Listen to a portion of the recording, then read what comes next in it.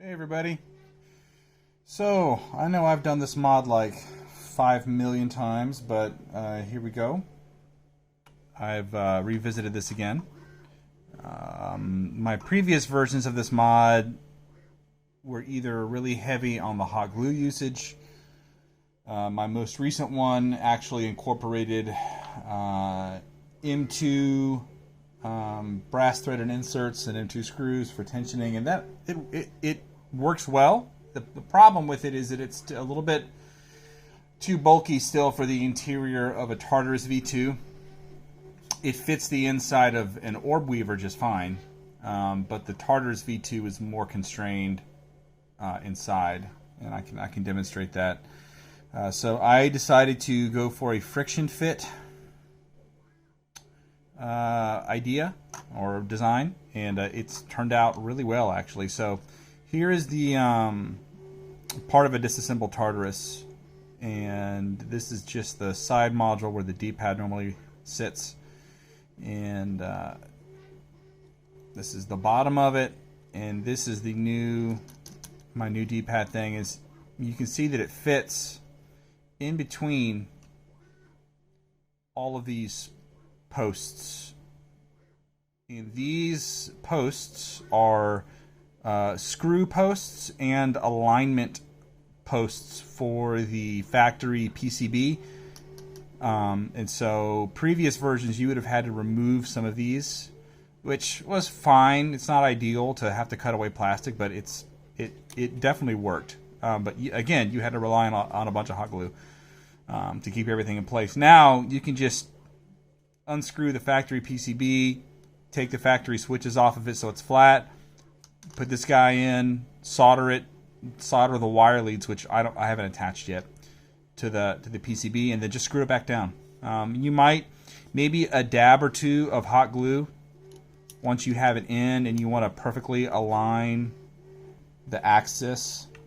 You know, if the axis is normally like this, if you want to tweak it a little bit in those directions, you might position it precisely and then put like a dab in one of the corners here just to keep it in place. But I don't even think you're going to need that, because this is I managed on accident to get this basically the same height as the screw posts. Complete accident. I had it in my head that I wanted to do that so that the friction from the PCB being screwed down would put pressure on this against this plate, and then at that point it wouldn't move.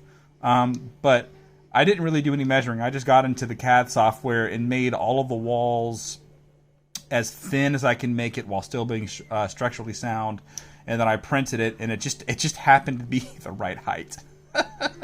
Anyways, that was fun. So yeah, you could use some hot glue here, but I don't think you're going to need to. I'm about to send these off, but I did want to show them before I did that. So this is all. The only screw in this is this in the top. Down here, there's no glue or screw or anything. It's just friction fit. And I've got one here that I'll show you.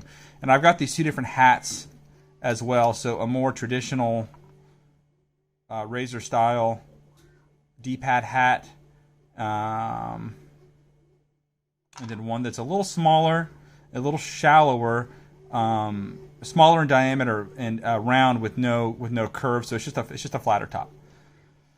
So and these are easy.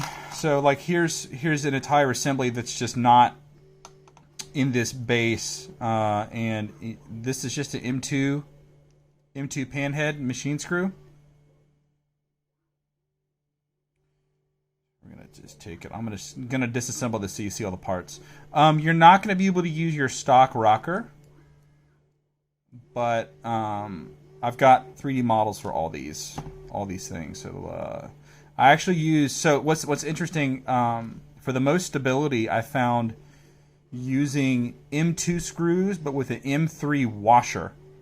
The pan head is wide enough to cover the opening on the M3 washer, but the M3 washer is so much has a larger diameter, so it makes the whole mounting surface more stable. But that lets me use an M2 screw, which means I get to use an M2 threaded insert which is it's just so much smaller than an M3 threaded insert. So things get to be more compact. Anyways, that was a fun little trick. So that's what that hat looks like. This is my rocker here. So now I can just take this off. This is, again, this is friction fit right here.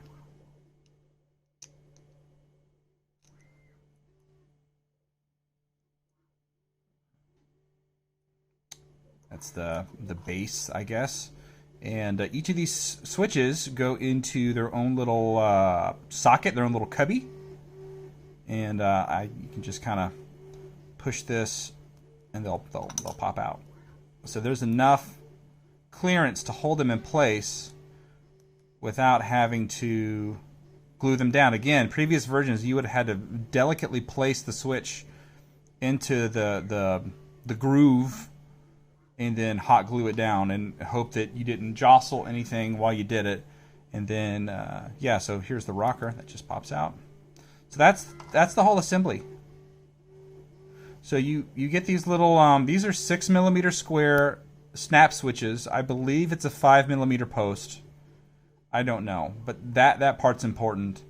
I do cut the legs off of one side as flush as I can get them, and then carefully bend the other two legs out, and then they fit in these. It just fits down into these little troughs here. Nice, satisfying little click. And you can see that the it doesn't, once it's in there, it doesn't move, and the legs come out the side. So no more weird bulges with after the wires are being soldered. You can solder. There's enough clearance at the bottom. Once these legs are fully, I'm going to flatten them with some pliers so they're fully straight. There's enough room here to solder a wire, and it still be better than flush. So you won't have the wires pushing up on anything. Yeah, it's a piece of cake. M2 threaded insert. This all goes in. That sits, and then all four of these go in. One.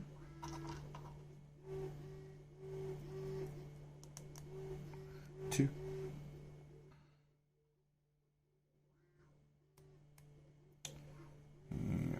Here it is. Found it. I'm sorry if you can hear noise. I've got my printer. I've got a newish printer in my office here that's happily printing tough pad stuff. And then this is the, so those are friction fit inside, and then this friction fits on the bottom. And really, you don't even need this necessarily. I thought I was going to need something to hold these switches in, but they stay in well enough by themselves. But, you know, I think it makes it a little bit neater. It's thin. The base of this, the thickness of this bottom layer is only 0.36 millimeters, so it doesn't really add that much. And that's it. And then you can attach whichever top you want with the washer, the M3 washer and the M2 panhead. M3 washer, M2 panhead. And just to demonstrate, I'm not sure if you'll be able to hear it, but click, click, click, click. It's responsive. I mean, again, these are these 6mm snap switches. They don't have the same tactile feedback and sound that the stock factory super micro Omron switches do, but they have enough tactile feedback and they're quieter. So, whatever. Pick your poison. Yeah, I think that's it. I'm going to be happy to see how this turns out. I can't imagine this not being better overall than everything I've made up to this point. Speaking of, I know that several people have purchased 3D model packs from me for these D-pad mods. If you read the PayPal invoice that I sent you, you'll see there's a line in there about getting future upgrades. So, like, this is an example of a future upgrade. You've bought a mod from me. You've bought the 3D models from me for a specific mod. I've improved that mod. You don't have to pay me again. I'm just, if you want these 3D models and you've already bought a previous version of the mod, I'll just give it to you so you can have this. I know there was a guy recently who just did. So, yeah. That's it. I just wanted to make a quick video of this before I finished with the wires and boxed it up and mailed it off, but I think this looks pretty good. I say quick video, it's over 10 minutes now. Anyways, thanks a lot. That's it for real. That's it for real. Let me know what you think. Thanks. Later.